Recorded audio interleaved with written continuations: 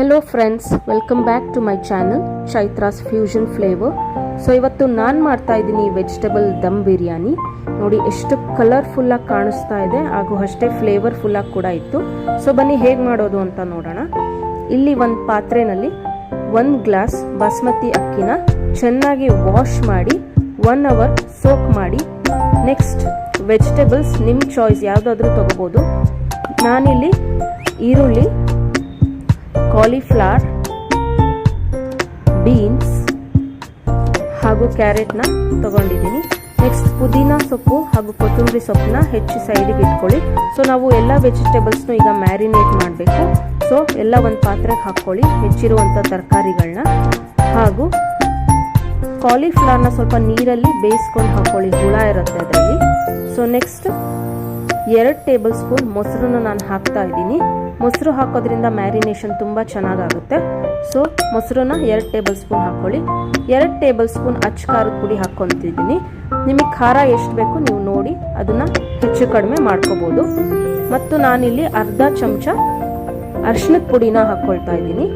ಅರಿಶಿಣದ ಪುಡಿ ಆದಮೇಲೆ ಜೀರಾ ಪೌಡರು 1 ಟೇಬಲ್ ಸ್ಪೂನ್ನ ನಾನು ಹಾಕ್ಕೊಳ್ತಾ ಇದ್ದೀನಿ.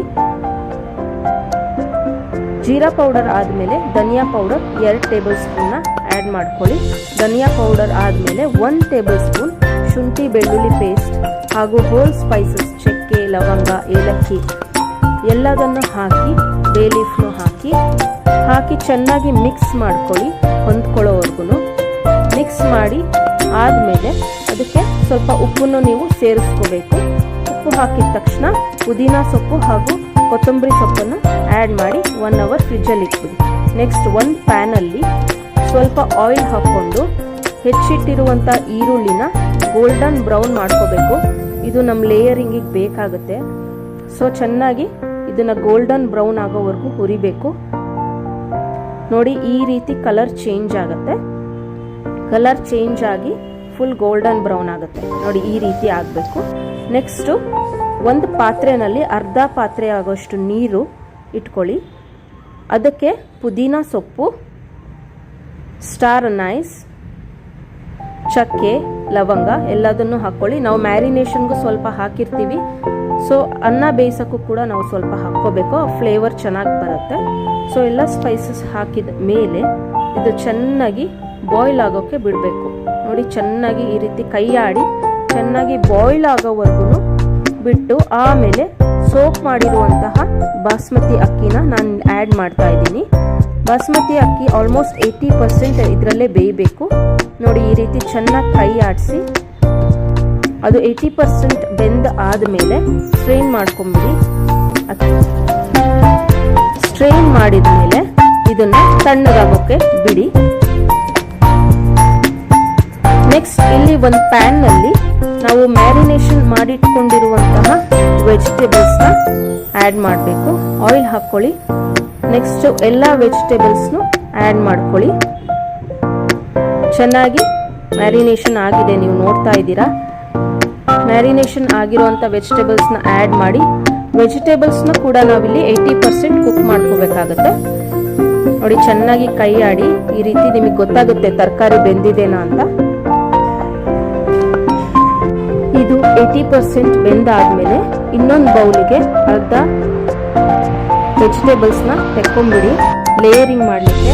ಸೊ ಇನ್ನೂ ಸ್ವಲ್ಪ ತರಕಾರಿ ಇರುತ್ತಲ್ಲ ಅದ್ರ ಮೇಲೆ 1 ಲೇಯರ್ ಬಾಸ್ಮತಿ ರೈಸ್ನ ಸ್ಪ್ರೆಡ್ ಮಾಡ್ಕೊಳ್ಳಿ. ನೋಡಿ ಚೆನ್ನಾಗಿ ಈ ರೀತಿ ಎಲ್ಲ ಕಡೆ ಸ್ಪ್ರೆಡ್ ಮಾಡ್ಕೊಳ್ಳಿ. ಅದ್ರ ಮೇಲೆ ಪುದೀನ ಸೊಪ್ಪು ಹಾಗೂ ಬ್ರೌನ್ ಆಗಿರುವಂಥ ಆನಿಯನ್ಸ್ನ ಹಾಕಿ. ನೆಕ್ಸ್ಟ್ ನಾನಿಲ್ಲಿ ಸ್ವಲ್ಪ ಕೇಸರ್ನ ಹಾಲಿನಲ್ಲಿ ನೆನೆ ಹಾಕಿಟ್ಟಿದ್ದೆ. ಸೊ ಇದು ಹಾಕೋದ್ರಿಂದ ಒಳ್ಳೆ ಫ್ಲೇವರ್ ಬರುತ್ತೆ ನಮ್ಮ ಬಿರಿಯಾನಿಗೆ. ಸೊ ಇದನ್ನು ಹಾಕ್ಕೊಳ್ಳಿ.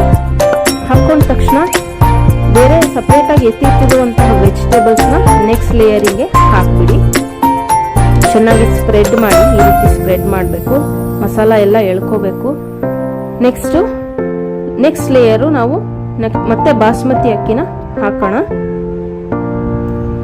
ಅದೇ ಪ್ರೋಸೆಸ್ ಸೇಮ್. ಕೇಸರ್ ಹಾಲು, ಬ್ರೌನ್ ಆನಿಯನ್ನು, ಪುದೀನ ಸೊಪ್ಪು ಹಾಗೂ ಕೊತ್ತಂಬರಿ ಸೊಪ್ಪನ್ನು ಹಾಕಬೇಕು. ಚೆನ್ನಾಗಿ ನೋಡಿ ಎಷ್ಟು ಚೆನ್ನಾಗಿ ಕಾಣಿಸ್ತಾ ಇದೆ. ನೆಕ್ಸ್ಟು ಇದನ್ನು ಒಂದು ಪ್ಲೇಟಿಗೆ ಮುಚ್ಚಿಬಿಡೋಣ. ಇದನ್ನು 15 ಮಿನಿಟ್ಸ್ ದಮ್ ಆಗೋಕ್ಕೆ ಬಿಡಿ. ನೋಡಿ ಎಷ್ಟು ಚೆನ್ನಾಗಿ ಬೆಂದಿದೆ. ಇವಾಗ ನೋಡಿ ಬಿಡಿ ಬಿಡಿಯಾಗಿ ಬಂದಿದೆ, ಎಷ್ಟು ಚೆನ್ನಾಗಿ ಕಾಣಿಸ್ತಾ ಇದೆ ಇದು. ಇದನ್ನ ಇವಾಗ ಒಂದು ಪ್ಲೇಟಿಗೆ ನಾವು ಸರ್ವ್ ಮಾಡಿಬಿಡೋಣ. ನೋಡಿ ಎಷ್ಟು ಚೆನ್ನಾಗಿ ಕಾಣಿಸ್ತಾ ಇದೆ, ಅಷ್ಟೇ ಚೆನ್ನಾಗಿತ್ತು. ಒಂದ್ಸರಿ ಟ್ರೈ ಮಾಡಿ ನೋಡಿ. ಈ ರೀತಿ ಸರ್ವ್ ಮಾಡ್ಕೊಳ್ಳಿ ಬೇರೆ ಪ್ಲೇಟಿಗೆ, ಸರ್ವಿಂಗ್ ಪ್ಲೇಟಿಗೆ.